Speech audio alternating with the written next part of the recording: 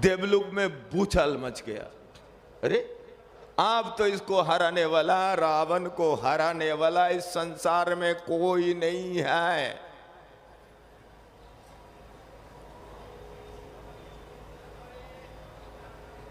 ये बड़े चतुर ब्राह्मण था ये रावण, इसको कोई नहीं हरा सकता है। तो ऐसे स्थिति में बड़े चिंतित हो गए, अब कैसे किया जाए। तो गणेश महाराज है ना, विघ्न विनाशक, उन्होंने कहा चिंता मत करिए, मैं कोई रास्ता निकालता हूं। जिधर से रावण आ रहा था उधर से ही एक छोटा सा बच्चा बन करके उसके पास में उधर से निकलने लगे। जैसे ही रावण के पास आए, भगवान गणेश जी से एआई का प्रयोग कर दिया, माया का प्रयोग कर दिया। माया का प्रयोग करते ही मध्याह्न काल में सायंकालीन स्थिति उत्पन्न हो गई और संध्या काल दिखाई पड़ा। उसने देखा ओ संध्या काल हो गया, प्रत्यवाय दोष लगेगा। क्यों? संध्या काल के समय में ब्राह्मण को करना चाहिए, गायत्री जपनी चाहिए। तो उसने सोचा अब यदि अब शिवलिंग रखूंगा, कैसे रखूंगा, तो वहीं स्थापित हो जाएंगे, लंका में तो जाएंगे नहीं, ऐसे करूं क्या। इतने में बालक दिख गया। तो बालक ने बालक को कहा, बालक ये मेरा ये जो शंकर जी है ना, ये तुम हाथ में थाम कर रखो। बोले तो बहुत बड़ा भारी है, मैं नहीं कर सकता हूँ। बोले अरे कुछ देर थाम लो भाई, मैं संध्या करके आता हूँ। तुम कुछ देर शंकर जी को हाथ से थाम लो और मैं अभी संध्या करके आता हूँ। बोले ये मेरा हाथ में दर्द हो गया तो मैं तो रख दूंगा। बोले आवाज़ मार करके बुलाना फिर रखना। बोले कोई नहीं, 3 बार आवाज़ मारना। वो समुद्र में चला गया, वो आचमन आदि करके और संध्या आदि किया और संध्या आदि करके गायत्री का जप आरंभ किया। गायत्री का जप जब आरंभ किया तब तक वो गणेश जी ने अपनी लीला रच दी और आवाज़ मार धीरे से, सुनाई भी ना पड़े। सड़ तो रखा था भाई, हमको सुननी चाहिए, सुनाई भी ना पड़े। तो ऐसे ही आवाज़ लगाया, रावण महाराज, रावण महाराज, रावण महाराज। सुनाई नहीं पड़ा, इसलिए आने में वो तो गायत्री जप करके ही तो लौटते ना। इतने में गणेश जी ने रख दिया नीचे। इनका संध्या गायत्री पूर्ण हुआ, लौट करके आए, आकर देखते तो नीचे रखा हुआ है। ये तो शंकर जी नीचे रखा हुआ है। तब बहुत उसको खराब भी लगा। अनेक वर्षों की तपस्या, अनेक वर्ष तो गायत्री जप करके शंकर जी को प्राप्त किया था। आज मेरा अनेक वर्षों का तपस्या आज असफल हो गया, यही बैठा दिया। अब तो शंकर जी को प्राप्त करना बहुत कठिन काम है। कहा बालक तुमने क्या काम करी? बोले सड़ तो यही तो था ना, मैंने आवाज मारा था, आपने सुना नहीं। तो मैं छोटा सा बच्चा हूं, मेरा हाथ में दर्द हो गया, मैं नीचे रख दिया। अच्छा तुमको दंड देंगे। वहां से गणेश जी तो रफू चक्कर हो गए और रावण वहां से दुखी होकर के लंका चला गया।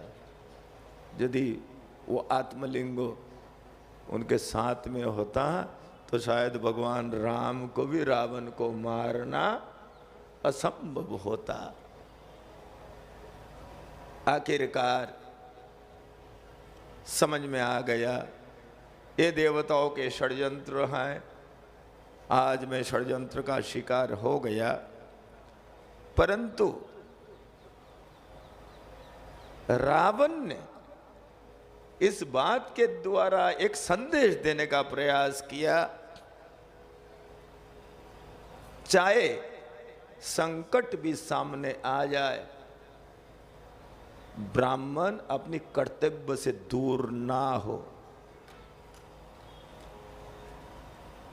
यदि कर्तव्य से दूर हो गया, ना उसको प्रतिष्ठा मिलेगी, ना उसको संपत्ति मिलेगी। इसी के बल पर रावण संदेश दे रहा है, इसी के बल पर मैं तीनों लोक पर राज करता हूं। सोने के पिंजड़ा में कोई तूता मैना को रहते हुए किसी ने सुना होगा, परंतु एक पंडित ऐसे था जो सोने की महल में रहता था।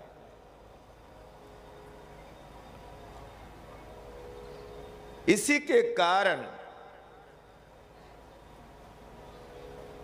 इस संध्या और गायत्री के कारण वो रावण स्त्री चुराने का बाद भी वो पवित्र ब्राह्मण कहलाया।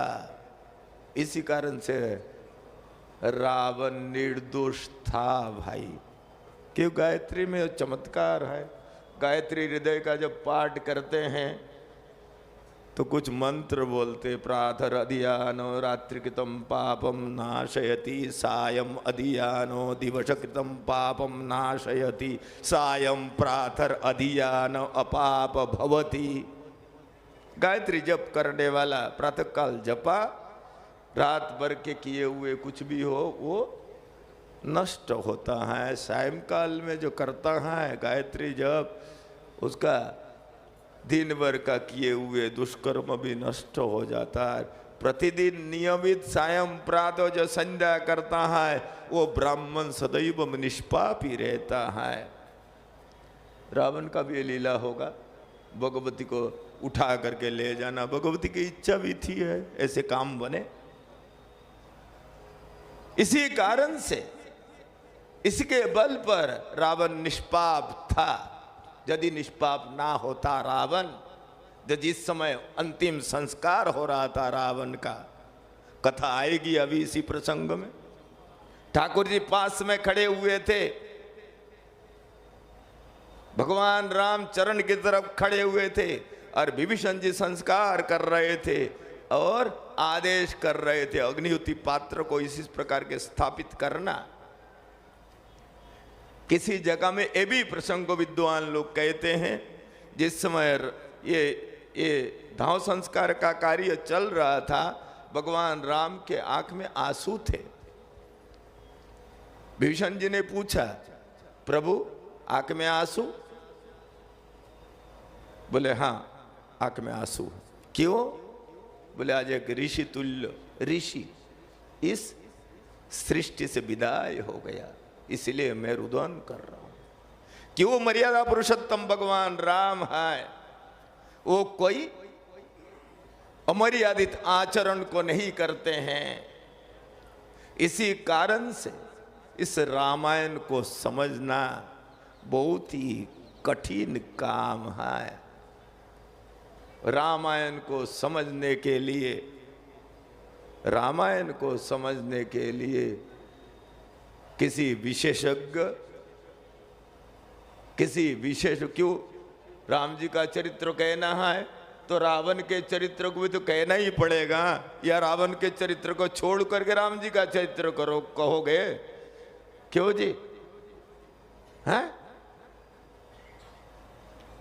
जितने जब रामायण का पारायण होता है, चाहे वो रावण को अब गाली दो, परंतु पारायण तभी पूर्ण माना जाएगा, तभी उसका फल प्राप्त होगा जितना मनयुग के साथ में आप राम जी के चरित्र को पाठ करेंगे, उतना ही मनयुग के साथ में आपको रावण के चरित्र को भी पाठ करना होगा, तभी उसका फल मिलेगा। इसीलिए रामायण जैसे अत्यंत क्लिष्ट, जिसको पढ़ने से व्यक्ति एक आदर्श मानव बनता है, मानवीय सभ्यता का विकास हो जाता है व्यक्ति के अंदर में। व्यक्ति शुद्ध इंसान ही नहीं बनता है, अपितु उस दिव्य धाम, ठाकुर के दिव्य धाम में जाने के वो लायक बन जाता है। वो राम जी का चरित्र है, दिव्य चरित्र है, इसीलिए मुझको बड़ी प्रसन्नता है। ये दर्शन जी और उनके जीजाश्री मेरे शिष्य, ये है नरेंद्र बंसल, दोनों ने जुक्ति मुक्ति लड़ा करके और बठिंडा के बहुत लोगों को जोड़ा, अकेला नहीं किया, सारे बठिंडा को। ये भी एक बड़प्पन है, कार्य स्वयं करे और आगे दूसरा को रख के, यही बड़प्पन का लक्षण है। कुछ लोग होते हैं हम कर रहे इसलिए हम आगे आएंगे, हमको लोग जाने, पर देखा आज वो हमारे गोयल उन्हीं को आगे करके, नहीं तो स्वयं सब कर रहे हैं, स्वयं ही यहाँ पूजा करते और माला पहनाते, आरती करते दूसरा को। यही तो विशेष होता है, यही सज्जनता है। स्वयं धर्म करे और दूसरा को धर्म करने के लिए प्रोत्साहित करे, यही मानवीय विचारधारा है। इसी को उत्तम मानव कहते हैं। सारे बठिंडा के सभी को जोड़ लिया इन्होंने, जितने मूठे मूठे हैं। मैं तो प्राय सबसे परिचित ही हूँ, जितने मूठे हैं छोटे हैं सबको जोड़ लिया इन्होंने, और जोड़ करके यहाँ बैठा करके जबरदस्ती कथा सुनो, कथा आपका मंगल हो, कल्याण हो। और रिश्तेदार नातेदार बठिंडा वासी भी बड़े सौभाग्यशाली है। आज आप लोग शुद्ध भागवत क्या राम कथा को श्रवण कर रहे हैं। हमको भी आने का अवसर मिल गया, तो कथा तो सुन नहीं पाऊंगा भाई, मेरे सामने बड़ी समस्या उत्पन्न हो गया। इसी कारण से मैं लगा हुआ कुछ एक विशेष खबर आपको दे देता हूँ। मैं लगा हुआ इस दुनिया को बदलने के लिए। ये ठाकुर जी का रचा हुआ ये सृष्टि बहुत ही सुंदर है, परंतु दुष्टों ने आतंकियों ने सुंदर सृष्टि को इतने गंदा कर दिया। कहा अराजकता, कहा अत्याचार। दिल्ली में जो घटना हुई, कार फटी, कैसे कैसे लोग पकड़े गए, और क्या क्या सामान पकड़े गए। 3000 किलो RDX, 100 किलो RDX यदि बठिंडा में लगा दिया जावे और ब्लास्ट हो जाए तो बठिंडा का हेजामत हो जाए। हेजामत क्लीन शेव। 3000 किलो। इतना ही नहीं, राइजन नाम के जहर, अरे पोटेशियम साइनाइड तो जीभ में ढालोगे तब कोई मरेगा, परंतु वो जहर इतना खतरनाक है, इतना प्रभावशाली है, केवल नाक के सामने आ जाए तो फेफड़ा काम करना बंद करता है। फेफड़ा में स्वेलिंग आ करके और फेफड़ा काम करना बंद कर देता है तुरंत, और उसी समय उसकी मृत्यु होती है। वो राइजन नाम के जहर को दिल्ली के वाटर सप्लाई के मेन टंकियों में ढाल करके एक साथ 3 करोड़ दिल्ली वासियों को मारने की षड्यंत्र योजना थी। समझ में आ रहा है? कान खोल करके सुन लो। आप कहोगे मैं तो बड़ा सुरक्षित हूं, मैं बहुत सुरक्षित हूं, मेरा क्या बिगाड़ने वाला, आराम से कमाते खाते हैं। अरे कमाते खाते हैं, ये तो दैवजुग से पकड़ा गया, नहीं तो 3 करोड़ दिल्ली वासी हिंदुओं के संहार का ये षड्यंत्र ये बनाया गया था। आपको अब लोगों ने खूब सुना है। उसको सुनने का बाद लगता है क्या आप सुरक्षित हैं? काल आप आपके घर के जो लेटे हो सो रहे हो, काल उसमें सुरक्षित आप जिंदा भी निकलेंगे, कोई भरोसा नहीं है। इसलिए अमूल चूल विश्व का परिवर्तन की आवश्यकता है। अमूल चूल विश्व परिवर्तन की आवश्यकता है। उस विश्व में परिवर्तन लाने के लिए ये पुष्कर तीर्थ में शतगायत्री पुरस्चरण का विराट यज्ञ का आयोजन संपन्न हो रहा है। भाई सुनानी जरूर नहीं तो कहेंगे भग गया बाबा, आया था, बड़े नाम सब जगह में छपी हुई है, ये बाबा भाग गया, बड़ा गंदा है। अरे आपके लिए भाग रहा हूं भाई, रात दिन एक करके भाग रहा हूं, ना दिन देख रहा हूं ना रात देख रहा हूं। संपूर्ण भारत वर्ष के एक डिस्ट्रिक्ट का दौरा कर रहा हूं। पंजाब पूरा किया, कश्मीर गए, हरियाणा पूरा किया, राजस्थान पूरा किया, 26 तारीख से पूरा उत्तर प्रदेश का 50 डिस्ट्रिक्ट का दौरा है, ये सब कर रहा हूं। अब यह भी कुछ समस्या हो गया जहाँ यज्ञशाला आदि बन रहा है, तो इसी कारण से नहीं तो बड़े मस्ती लेकर के हम भी मस्ती लेते, कथा सुनते, आपके बीच में बैठते। इसीलिए हमको आप लोग क्षमा याचना के साथ, जगत गुरु जी महाराज के यार कथा भगवान से क्षमा याचना के साथ, मेरे को अपराध हो तो क्षमा कर दीजिएगा। क्यों लिखा है मेरे सानिध्य में कार्यक्रम है, तो इसलिए जरूरी था रहना। जिसके सानिध्य हो वो सानिध्य देवे, माने रवे उपस्थित रहे, परंतु वो नहीं हो पाया। इसीलिए क्षमा याचना के साथ आप लोग बैठ करके कथा श्रवण करें और खूब आनंद लेवे। बहुत अच्छा हुआ आप लोग कथा श्रवण कर रहे हैं। बोलिए सीताराम भगवान की। महाराज श्री के चरणों में बार बार प्रणाम करते हुए हम सब बहुत कृतार्थ हैं महाराज श्री। मुक्ता मौनम बट बिटपि न मूलतो निष्पतन्ति शंभुर्मूर्तिश्चरति भुवने शंकराचार्य रूपा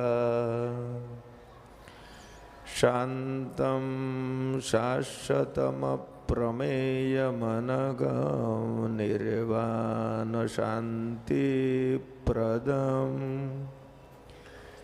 ब्रह्मा शम्भुफणीन्द्रसेव्यमनीशं वेदान्तवेद्यं विभुं रामाख्यं जगदीश्वरं सुरगुरुं मायामनुष्यं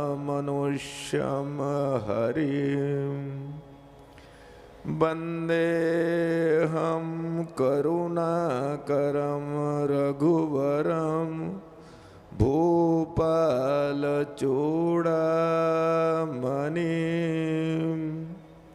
बोलिए सीताराम भगवान की।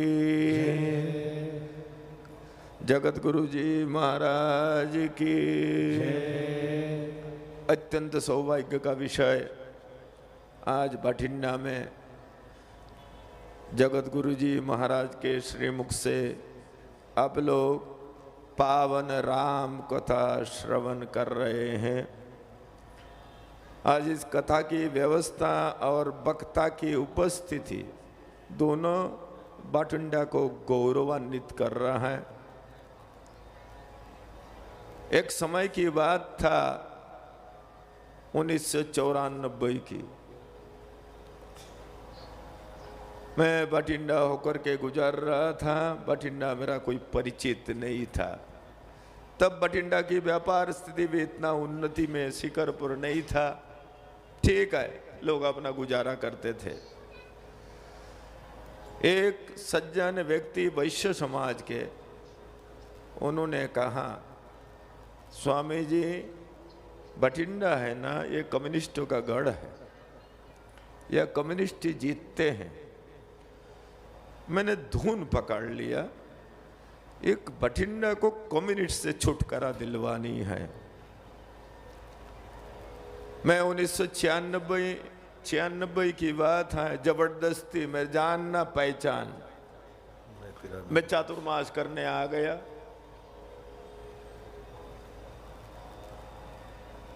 यहाँ के लोगों को पता भी है सब विषय। आखिरकार चातुर्मास हुई, अजुत चंडी महायज्ञ हुआ, बड़ा भव्य कार्यक्रम हुआ। भूला को बना दिया सेक्रेटरी, सुरेंद्र भूला। ये कहता है, बोले स्वामी जी यज्ञ होने से यहाँ क्या पानी का समस्या का समाधान हो जाएगा? यहाँ इस रोड पर 15 फीट पानी जमता था, थोड़ा आगे ये सब समस्या हो जाएगा?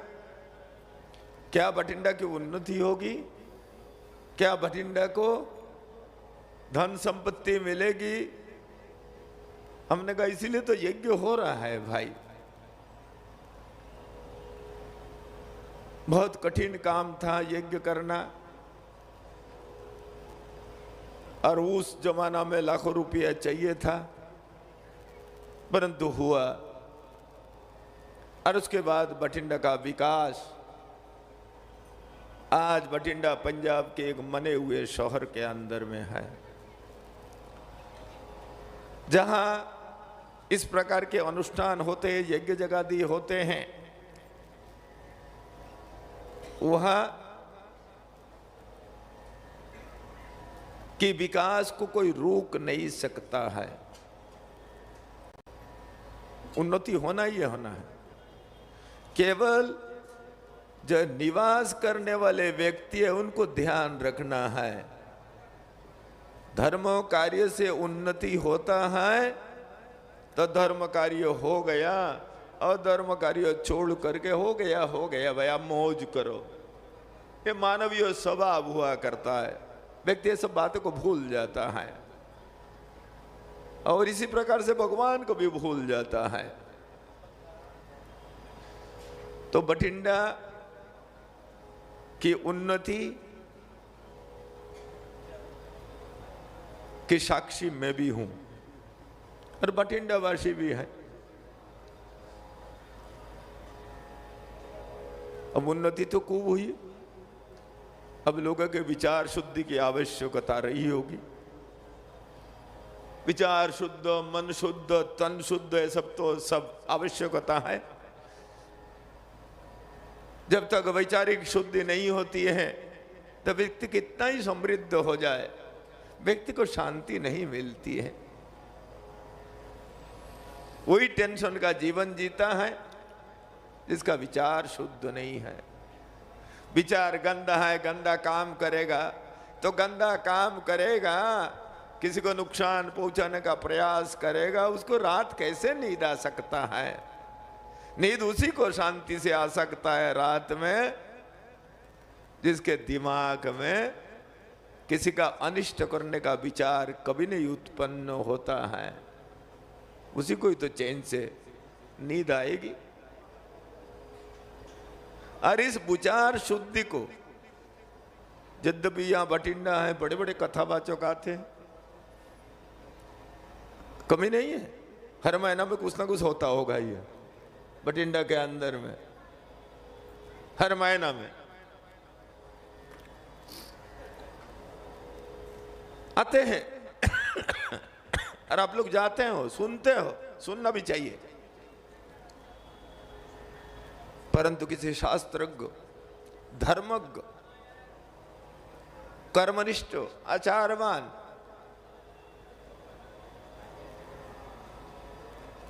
वेदज्ञ, किसी विद्वान महापुरुष को ला करके कथा करा देना, उनसे कथा सुन लेना, स्वयं ही व्यक्ति धन्य नहीं होता है, अपितु उसको कई पीढ़ी का उद्धार भी हो जाता है। आज मेरा तो शिष्य परिवार है, दर्शन गुप्ता भी बैठे हुए हैं और नरेंद्र बंसल भी बैठे हुए हैं, दोनों ही मेरे शिष्य परिवार है। आपके द्वारा जो जगत गुरु जी महाराज को बुला करके और एक कथा का आयोजन आपने किया है, कराया है, ये बठिंडा पर बड़ा उपकार किया है। आज बठिंडा के लोग आकर के शुद्ध इस कथा का श्रवण कर रहे हैं और उसका अवसर आपने प्रदान किया। आपने बठिंडा पर भी उपकार किया और आपके द्रव्य शुद्धि भी हुई, रुपया भी सार्थक हुआ आपका। रामचरित्र अत्यंत क्लिष्ट कठिन चरित्र है। राम जी के चरित्र को समझना बहुत ही कठिन काम है। इस राम जी के चरित्र को कोई विशेषज्ञ, शास्त्रज्ञ, वेदज्ञ, कर्मनिष्ठ, आचारवान कोई आचार्य ही करा सकता है। इसका बोध आज बठिंडा को ऐसे प्रखर वक्ता आपको प्राप्त हुआ है। ठाकुर जी का चरित्र बड़े अलौकिक है। ठाकुर जी का ये चरित्र नहीं, रामायण के एक एक चरित्र इतने कठिन है। इसको समझने के लिए और समझाने के लिए बड़ी शास्त्रों के रहस्य को खोजना पड़ता है। खोजते खोजते तब जा करके बड़े मुश्किल से हो पाता है, नहीं भी हो पाता है। रामायण में दो चरित्र हैं, राम जी और रावण जी। ऐसे तो रामायण तो भगवती सीता का चरित्र है, इसलिए भगवान राम भी लव कुश जब कथा सुना रहे थे, लव कुश जब कथा सुना रहे थे नैमिषारण्य में, भगवान राम भी उसमें श्रोता थे। पूछा गया, आप कथा सुन रहे हो, गौरवान्वित कर रहे हो कथा के आपकी चरित्र को, आपकी चरित्र और आप उसको सुन करके बोले नहीं नहीं मेरा चरित्र नहीं है, ये सीता जी का चरित्र है, उस चरित्र को मैं सुना हूं। ऐसे ही रामायण के एक एक चरित्र, कभी कभी रावण के चरित्र पर जब विचार आता है तो लगता है रावण को समझना भी इतना आसान नहीं है। लोग सामान्य ढंग से रावण के हर साल दहन करते हैं, रावण को जलाते हैं। मेरे को समझ में नहीं आया ये कहां से ये प्रकरण को उठा करके लाया है, एक ब्राह्मण को हर साल जलाया जावे। खैर दस्तूर बन गया, लोग ऐसा करते हैं।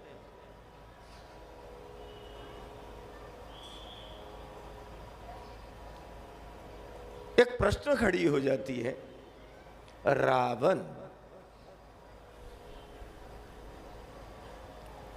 को गालियां देते जलाते हैं, रावण इतना ही गंदा था तो धर्ममूर्ति भगवान राम उस रावण को बुला करके और शिवलिंग की स्थापना कैसे कराए, शिवलिंग की स्थापना कैसे कराए? भी आचार्य बना करके। आचार्य तो गुरु होता है, आचार्य उपदेश करता है। जिस समय आचार्य कर्म करता है उस समय यजमान उसके सामने शिष्यवत होता है। तो आचार्य बन करके और ठाकुर जी के द्वारा उस शिव जी की प्रतिष्ठा कार्य को संपन्न कराना, क्यों? उसने तो भगवान की पत्नी को हरण करके लाया था, किडनैप करके। तो स्त्री चोर है, स्त्री चोर है। स्त्री चोर को बुला करके और आचार्य बनाना, ये तो बड़ा अपराध है। और वो भी भगवान राम के द्वारा।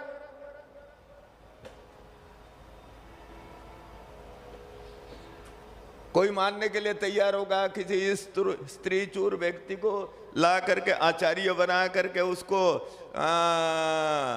ये मंदिर की प्रतिष्ठा कराओ? ये बड़ा पेचीदा प्रश्न है, बहुत पेचीदा है। यद्यपि रावण स्त्री चोर था, परंतु था भाई उत्तम कुल में उत्पन्न होने वाला एक ब्राह्मण। उत्तम कुल पुलस्त करो नाती, शिव बिरंची पोजे बहु भाती। उत्तम कुल में उत्पन्न होने वाला वेदज्ञ, मंत्रज्ञ, तंत्रज्ञ, सिद्ध। आज के एआई के जमाना, एआई की बड़ी चर्चाएं होती हैं। जो है नहीं उसको सच तो करके सामने प्रकट कर देना, जिसको माया कहते हैं। राम रावण के युद्ध में जब युद्ध के प्रकरण को देखा जाता है, कितने बड़ा विशेषज्ञ वैज्ञानिक साइंटिस्ट था। करोड़ों करोड़ों हनुमान जी पैदा कर दिया, अनेकों राम पैदा कर दिया। भ्रम पैदा हो गया, राम असली कौन है, नकली कौन है, और सब युद्ध कर रहे हैं। इतने विशेषज्ञ, इतने विशेषज्ञ, इतने बड़े धुरंधर साइंटिस्ट, वैज्ञानिक।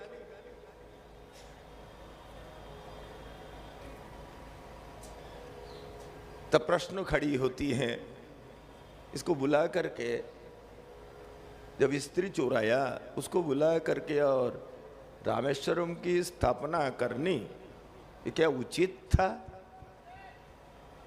सामान्य दृष्टि से उचित नहीं लगेगा, परंतु शास्त्रीय दृष्टि से यदि खोजा जाएगा रहस्य को तो उचित ही था। क्यों? उस समय राम जी के गुरु जी थे वशिष्ठ जी, वामदेव जी, वाल्मीकि महर्षि, विश्वामित्र जी, आदि आदि सप्तर्षि भगवान के आसपास में ही रहते थे। उनको छोड़ करके रावण को बुला करके प्रतिष्ठा कार्य को संपन्न कराना, प्रतिष्ठा कार्य को संपन्न करना, ये धर्ममूर्ति भगवान राम के लिए क्या उचित या अनुचित? ये प्रश्न आती है स्वाभाविक।